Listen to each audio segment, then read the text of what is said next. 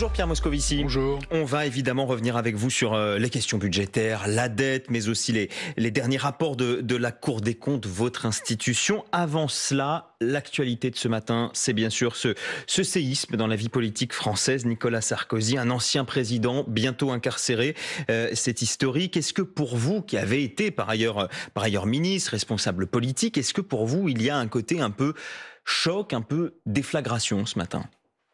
Écoutez, j'ai été ministre, c'est vrai, mais aujourd'hui je suis magistrat. Magistrat des comptes, certes, pas de l'ordre judiciaire, mais magistrat. Et évidemment, je ne veux en rien commenter une décision de justice, ça m'appartient pas et je ne le ferai pas. Et je pense d'ailleurs, en général, il faut respecter la justice, parce que c'est un pouvoir et c'est aussi une condition sine qua non pour qu'une démocratie fonctionne. Après, je suis aussi un citoyen et je peux éprouver des sentiments que je ne vais pas vous communiquer complètement. Je dirais simplement que, évidemment, c'est un choc. Qui peut penser que ça ne l'est pas, qui n'intervient pas dans un ciel serein sur le plan politique et démocratique. Donc je dirais que c'est quelque chose qui aussi participe de cette crise politique et démocratique et qui pose une question, c'est comment on est capable de rendre aux citoyens la confiance dans les institutions, dans la politique. Et ça, c'est un sujet fondamental qui, j'allais dire, dépasse cette affaire et qu'on doit se poser, parce que ça s'ajoute évidemment à une situation dont on voit bien que pour les Français, elle est anxiogène, elle est mal perçue. Et si le citoyen se détache trop de la politique, si la politique elle-même est trop loin du citoyen, alors à ce moment-là, un pays ne peut pas avancer comme il le doit, alors qu'il a des défis majeurs à affronter.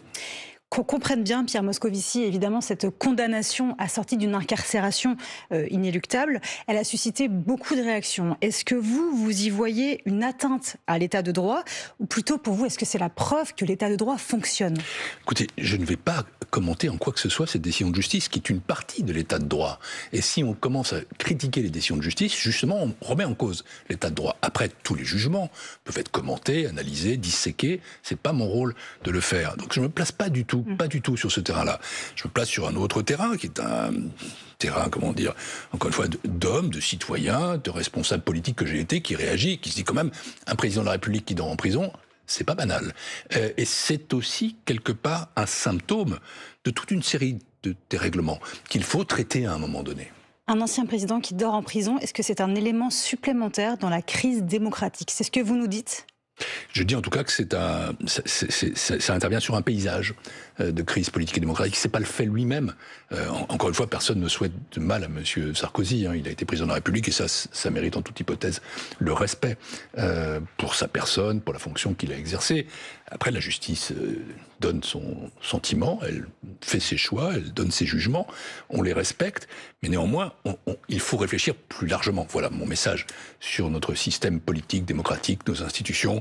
Il y a assurément quelque chose qui, en France, crée un profond malaise à cet égard, et ça y participe. Alors justement, vous avez évoqué le respect de l'institution judiciaire, le respect des décisions de justice. Je propose d'écouter cet extrait d'interview de Marine Le Pen, soutien inattendu de Nicolas Sarkozy. Hier soir, la dirigeante du Rassemblement national était chez nos confrères de LCI. Le mandat de dépôt dans l'attente de l'appel n'était pas obligatoirement nécessaire.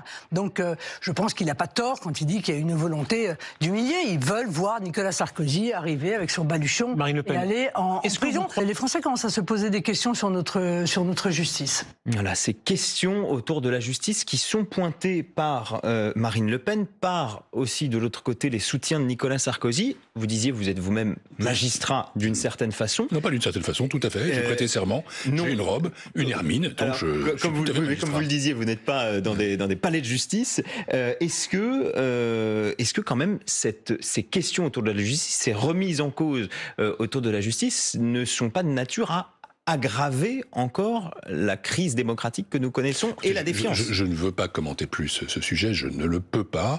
Je crois que derrière tout ça, il y a une réflexion qu'il faut mener de manière assez sereine, autant que c'est possible. Ça fait partie, sans aucun doute, des débats démocratiques et politiques qui attendent les Français, par exemple en 2027. Et donc, voilà. Et par ailleurs, il y a un législateur. C'est le législateur qui fixe les règles en la matière. Donc, on n'a pas de commentaires supplémentaires à faire. Mais il ne faut pas profiter de cela, et même de l'émotion que ça peut susciter, pour remettre en cause le système judiciaire, les décisions de justice, le fonctionnement de la justice. Parce que dans un pays, vous savez, la démocratie, elle est menacée partout dans le monde. Chez nous aussi, mais dans d'autres pays, il y a ce qu'on appelle la démocratie illibérale. On continue à voter, mais les institutions... De pays comme la Hongrie, par exemple. La Hongrie, mais même d'une certaine façon les États-Unis. Regardez comment l'ancien directeur du FBI se trouve aujourd'hui inculpé par la décision du ministère de la Justice. C'est une forme d'acharnement. Quand on commence dans un pays à critiquer ou à attaquer les médias et la justice, c'est le début d'une dérive qu'on ne peut pas accepter. Donc moi, je ne l'accepte pas. Je pense qu'il faut, dans un pays, des institutions qui tiennent aussi, et l'institution judiciaire et les juges, les cours suprêmes, c'est fondamental. Donc respectons-le. Après, s'il y a des changements à faire, je le répète, il y a un législateur, mais il ne doit pas remettre en cause l'état de droit. Il peut toujours changer l'état du droit, pas l'état de droit. Quand on touche à l'état de droit, à ce moment-là, petit à petit, c'est la démocratie qui s'efface et qui, à un moment donné, se trouve éliminée. Alors, on a évoqué avec vous cette crise démocratique. On va maintenant aborder la situation politique et budgétaire de la France. Sébastien Lecornu est à Matignon maintenant depuis 17 jours. Il n'a pas encore nommé de gouvernement, pas plus qu'il n'a donné d'orientation pour construire son budget. D'ailleurs, un nouveau tour de piste de consultation est prévu la semaine prochaine. Est-ce que Pierre Moscovici, le Premier ministre, a raison de prendre son temps ou est-ce que là, ça devient un problème ? Écoutez, le Premier ministre est un homme que je connais. Il est prudent, pondéré, travailleur. C'est quelqu'un qui connaît ses dossiers, qui n'avance jamais au hasard. Et donc, il sait ce qu'il fait. Moi, je ne sais pas ce qu'il fait, mais lui le sait. Ayant dit ça, je veux juste rappeler une chose. Moi, je suis président de la Cour des comptes et président d'un organisme qui s'appelle le Haut Conseil des finances publiques, qui est chargé de rendre des avis sur les projets de loi de finances avant qu'ils soient déposés au Conseil des ministres, puis ensuite présentés au Parlement. Et ce que je sais, c'est qu'il y a un compte à rebours. Voilà, nous sommes aujourd'hui le 26 septembre, et il faut, pour respecter les droits du Parlement à délibérer sur le projet de loi de finances, que celui-ci soit déposé devant le Parlement le 15 octobre, et puisque c'est nous qui commençons au Conseil des finances publiques, que nous l'ayons autour du 1er octobre. Donc, ça veut dire dans 5 jours, là. Quelques jours. Alors, on peut avoir peut-être encore un tout petit délai pour se prononcer, mais en compactant beaucoup. Je vous donne quand même ça. Dans 15 jours, disons 18 jours, il est important que le projet de loi de finances soit déposé devant le Parlement. Alors, ça peut être aussi un projet qui n'est pas complètement achevé, ça peut être un projet qui peut être soumis à discussion, qui peut ensuite être amendé, bien sûr.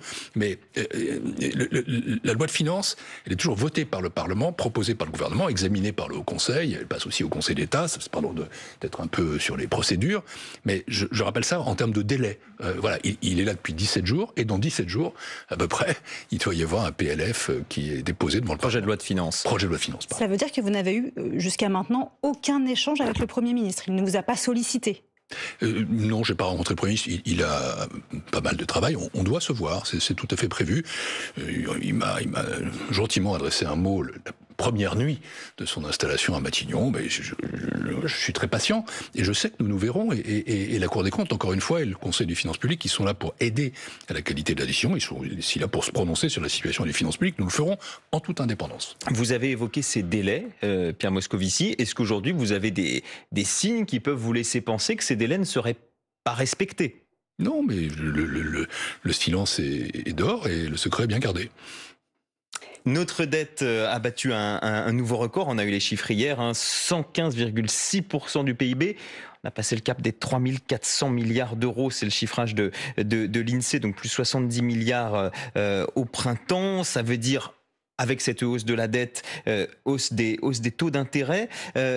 Est-ce que, dans ce contexte, le risque de crise financière, je sais que c'est une question qu'on vous pose perpétuellement, mais malgré tout, quand on voit le poids de la dette, le poids des intérêts et des taux qui augmentent, est-ce que le risque de crise financière, il devient de plus en plus aigu, ou est-ce que finalement, on en est épargné parce qu'on est la France? Non, de ce point de vue-là, il faut être à la fois pondéré et aussi réaliste.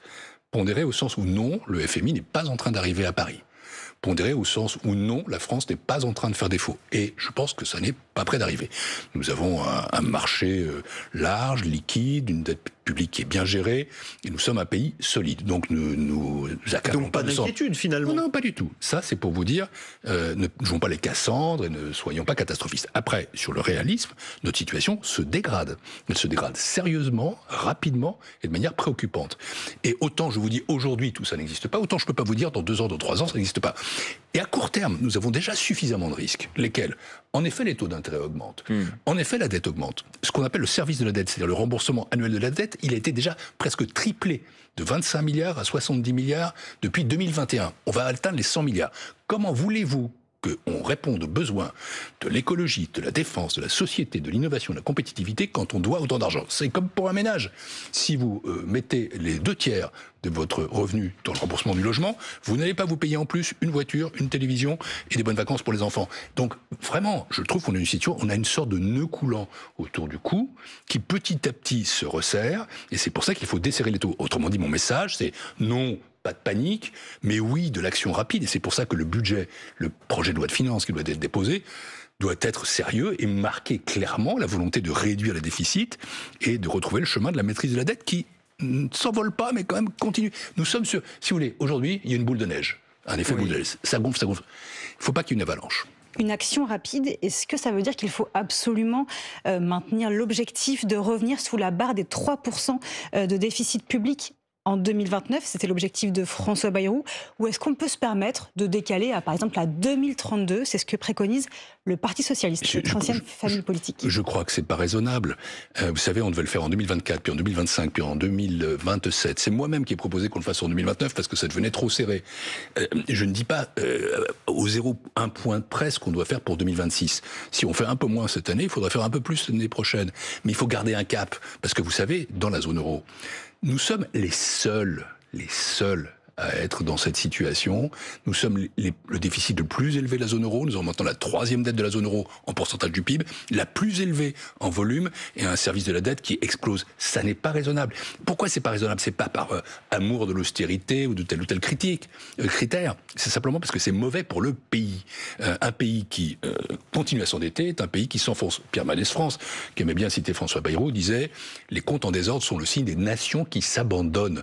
Et je pense que ça, c'est profondément vrai. On bute sur cette question de finances publiques.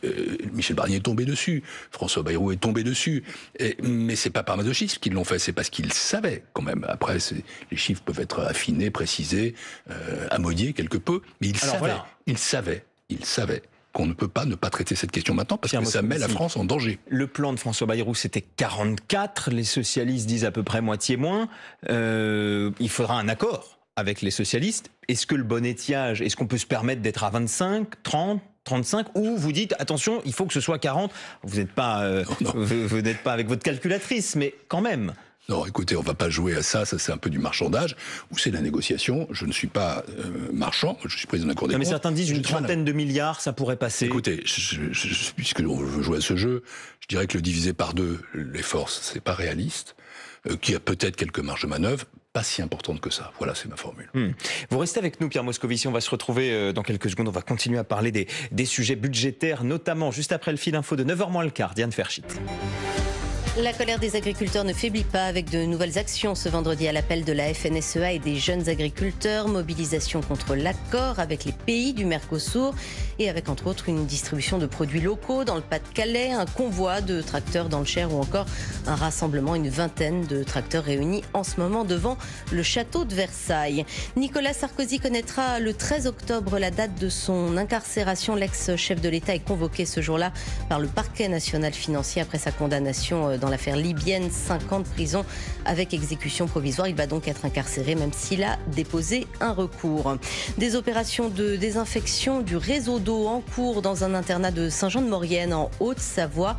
En cause la présence de la bactérie responsable de la légionellose. 3 élèves sont légèrement touchés. L'internat est fermé jusqu'au 2 novembre. Et à Albertville, non loin de là, le nombre de cas s'élève désormais à 45 selon les autorités. Une personne est morte, 2 également ont succombé à la légionellose en Haute-Saône. Une petite révolution à venir dans les habitudes du Royaume-Uni. Le gouvernement britannique annonce ce matin son intention de créer un titre d'identité numérique pour les citoyens et les résidents du pays. Il n'y en avait pas jusqu'à présent. Objectif, rendre plus difficile le travail illégal. France Info. Le 8h30 France Info, Adrien Beck, Mathilde Siro. Pierre Moscovici, vous êtes toujours avec nous, premier président de la Cour des comptes. Nous évoquions la situation budgétaire, financière de la France. Vous avez dit l'effort doit être d'abord fait par des baisses de dépenses. Ça ne vous aura pas échappé. Le débat en ce moment penche plutôt vers davantage de fiscalité. Est-ce qu'il n'y a pas là un risque du trop c'est trop? Vous êtes l'homme d'ailleurs du ras-le-bol fiscal, on le rappelle. Je maintiens. Vous savez, l'effort doit être partagé. Il doit être partagé d'abord entre les 3 niveaux d'administration publique. Il faut que l'État, les collectivités locales et la sécurité sociale soient mis à contribution. Il doit être partagé par un effort d'équité, ça je crois que c'est très important. Les efforts ne doivent pas peser sur les revenus du bas de l'échelle, mais ceux qui sont plus hauts et en haut doivent contribuer assurément. Et cette question de justice fiscale et sociale, elle est posée. Mais après, il y a le 3e partage, qui est le partage entre les économies en dépenses et la fiscalité. Ce que nous demande l'Union européenne, ce à quoi nous nous sommes engagés, ce qui est le plus efficace, c'est tout de même de maîtriser notre dépense publique. Nous avons la dépense publique et de loin la plus élevée de l'Union européenne et la zone euro. 57% du PIB. Rendez-vous, 57%. Ça ne cesse pas d'augmenter. C'était 53,9 avant la crise Covid. Est-ce que les Français ont l'impression qu'on a ajouté des couches de services publics super efficaces? Est-ce que quand ils voient leur système éducatif, ils disent waouh, alors que les classements PISA sont pas bons? Est-ce que quand ils voient leur hôpital, ils disent waouh?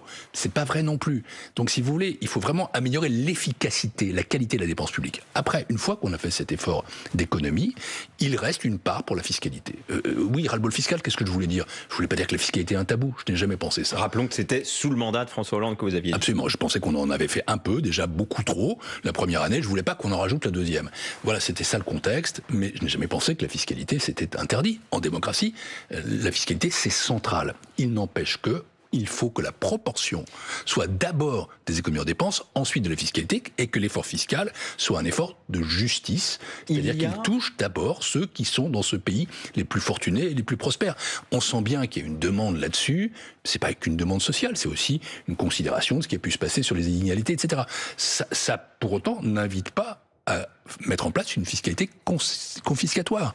Même la fiscalité des plus fortunés ou des plus riches doit être, elle aussi, une fiscalité qui épargne l'économie, qui permet de continuer à innover et à investir. Mais donc, il y a encore une marge de manœuvre pour 5, 10, 15, 20 milliards de fiscalité en plus en France. Écoutez, vous voulez absolument me faire prononcer des chiffres. Je les verrai quand ils arriveront, et le Haut Conseil des finances publiques les examinera. Je ne vais pas vous faire prononcer des chiffres, mais certains disent, par exemple, quand on parle de la taxe Zuckman, voilà, c'est 15 milliards d'euros, alors d'autres disent c'est 5, mais... Ça fait longtemps que les plans qu'on nous propose, en réalité, sont toujours des plans fiscaux, et beaucoup moins des plans d'économie sur la dépense. Je dirais, allez, il faut que au moins les 2 tiers, et peut-être 70-75% soient d'abord des économies en dépenses. Voilà ce que je crois. C'est je pense aussi le meilleur raisonnement économique, parce que la fiscalité, oui, nous avons aussi le taux de prélèvement obligatoire le plus élevé de la zone euro, 43% contre 39% chez les autres, et nous avons aussi des considérations qui sont des conditions, mais oui, de faire en sorte que l'économie fonctionne, que notre compétitivité soit assurée. On peut être à la fois juste et compétitif. Voilà l'équation. Vous étiez au gouvernement sous le mandat de François Hollande, on le rappelle. À l'époque, le PS avait globalement épousé la politique de l'offre avec le pacte de responsabilité, le CICE. Aujourd'hui, le Parti socialiste d'Olivier Faure défend cette taxe Zuckman. Est-ce que vous le regrettez? Est-ce que là, politiquement, qu'est-ce que ça dit de votre ancienne famille politique que de vouloir toujours en passer par de la fiscalité et notamment de fiscaliser l'outil de production? Écoutez, j'ai quitté la vie politique il y a 11 ans, volontairement.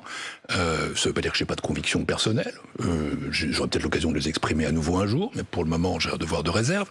Et je ne vais pas du tout commenter l'évolution du Parti socialiste, qui est une formation politique qui est utile et même nécessaire dans la vie politique. On a besoin d'abord d'une gauche et d'une droite, et ensuite on voit bien quand même que dans le Parlement tel qu'il est, ils sont un point cardinal, un point de passage obligé. Ils peuvent pas tout faire, et ils peuvent pas gouverner le pays, ils sont pas à la taille pour ça, mais on peut pas non plus faire de majorité sans eux. Ceci étant dit, sur le fond de la taxe Zuckman, je vais pas la commenter puisque nous n'avons pas analysé, nous sommes toujours des gens à la Cour des comptes qui regardons ce qui existe. Simplement, je redis mon propos. Je pense qu'en effet, un geste, une mesure ou des mesures sur la fiscalité des plus fortunés... L'ISF c'est pas à moi de le faire, c'est le gouvernement qui doit le faire.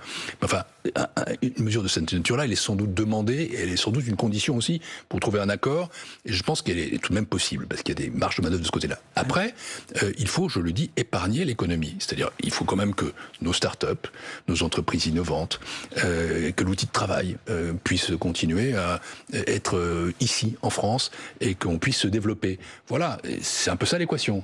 Oui, sans doute, des mesures de justice fiscale, mais il faut aussi que ces mesures soient suffisamment découpées et bien faites pour éviter que notre compétitivité se dégrade et que notre croissance soit atteinte. Alors Pierre Moscovici, il y a eu plusieurs rapports. La politique de l'offre, c'était pas si mal quand même. On ne peut pas faire que ça, ça on l'a montré, parce qu'on en a fait beaucoup depuis 10 ans, mais enfin on a aussi besoin d'avoir une économie qui prospère. Donc offre et demande doivent aller ensemble. Mais je voulais m'entraîner trop loin, bien sûr. Sur un autre sujet, Pierre Moscovici, il y a eu plusieurs rapports publiés par la Cour des comptes ces jours-ci, notamment un sur France Télévisions, qui a fait beaucoup parler, qui a suscité beaucoup de passion, notamment de la part de ceux qui sont favorables à une forme de privatisation, voire quasiment de suppression de l'audiovisuel public. D'abord, pour bien démêler le vrai du faux, est-ce que la situation telle que vous la décrivez est une situation dramatique, une situation de gabegie ou une situation en voie d'amélioration? Alors, je veux d'abord dire une chose, parce que c'est vrai qu'après, les commentaires sont ce qu'ils sont. C'est un rapport qui est plutôt un plaidoyer pour le service public. Je pense que le service public de l'audiovisuel est vital pour une démocratie comme la nôtre. Qu'une information de qualité, dans une période où les fake news sont partout, où les réseaux sociaux dévastent la qualité de l'information, on a besoin d'un service public de qualité. Mais est-ce que c'est vraiment, un rapport qui sert en l'espèce? Je le crois, parce qu'il pose aussi des problèmes. Mais je voulais commencer par là, parce que après, non, c'est pas du tout quelque chose qui encourage la privatisation. Au contraire, ça encourage au renforcement du service public. Nous disons deux choses, pour être très bref. La première, c'est que la situation de l'entreprise, oui, est difficile, qu'il s'agisse de ses capitaux propres ou qu'il s'agisse de ses déficits d'exploitation. Mais nous nous tournons vers la tutelle, c'est-à-dire vers l'État, en lui disant il faut absolument permettre de rétablir cette situation capitalistique, puisque c'est l'État qui est l'actionnaire de France Télévisions. Ça ne met pas en cause la gestion de France Télévisions, même si on peut toujours améliorer les choses et réduire un certain nombre de coûts. La deuxième chose dont nous parlons, pardon de le dire ici, c'est les accords sociaux de 2013. Je ne discute pas de ces accords sociaux, je ne pousse pas au moindre licenciement, à la moindre suppression d'emplois. Je dis simplement que quand on rigidifie trop un certain nombre de professions, ce qui est le cas, eh bien on ne peut pas se développer, par exemple, ici sur une radio qui est associée à une télévision. Il faut aujourd'hui des multi-usages. Il faut que ce soit le cas notamment dans les régions et outre-mer. Et je constate que de ce point de vue-là, notamment dans les régions, nous ne sommes pas en avance pour le service public. Et si on veut un service public qui est présent, il faut qu'il y ait moyen d'investir. En même temps, voilà, vous dites qu'il faut investir pour concurrencer Netflix, pour concurrencer... Non, pas pour concurrencer, mais simplement pour se mettre à hauteur. Pour avoir sa voix dans ce paysage audiovisuel qui devient complexe, qui pour le coup devient de plus en plus privé, et parfois de moins en moins exigeant. Et pour retrouver des marges de manœuvre, en effet, il faut rétablir la situation financière, et il faut améliorer les règles sociales. Je ne parle pas de la situation sociale. Encore une fois, nous ne poussons pas du tout à une quelconque économie sur le personnel, mais simplement à des règles de gestion qui permettent d'être plus flexibles, plus agiles dans un paysage audiovisuel qui est quand même très compliqué. Vous le savez, je vous apprends rien. Un mot, Pierre Moscovici, sur votre situation personnelle. Vous avez annoncé votre départ de façon anticipée de la Cour des comptes et vous serez, a priori, probablement bientôt nommé, si tout va bien pour vous, à la Cour des comptes européenne. Concrètement, l'herbe est plus verte au Luxembourg qu'à Paris ? Non, mais j'estimais que j'avais fini mon cycle à la Cour des comptes. J'avais lancé un projet qui se terminait fin 2025. Je devais partir en septembre 2026. Il n'est jamais mauvais d'anticiper, parfois de surprendre aussi, et surtout de laisser la place à d'autres qui peuvent lancer de nouvelles aventures. Je suis premier président de la Cour des comptes jusqu'au 31 décembre. J'attire votre attention là-dessus parce que, notamment pendant tout le cycle budgétaire, je serai là.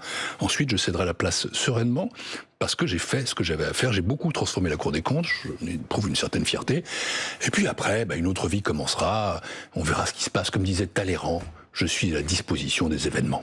Est-ce que vous avez une idée du profil qui pourrait vous succéder à la Cour des comptes? Est-ce que vous pouvez nous faire peut-être le portrait robot du candidat idéal? Il lui faut quoi comme qualité? Alors d'abord, en général, c'est un ancien responsable politique, parce que ça lui donne de la force de percussion, et aussi de pouvoir traiter avec les pouvoirs publics. Deuxièmement, il faut qu'il soit prêt, pour le coup, à adopter la réserve du haut magistrat. Et donc moi, je ne fais plus de politique depuis 5 ans. De temps en temps, on peut voir un clin d'œil dans ce que je dis, mais enfin, jamais je ne me suis prononcé ou engagé sur telle ou telle formation politique. Troisièmement, il faut qu'il ait de l'expérience et de l'autorité.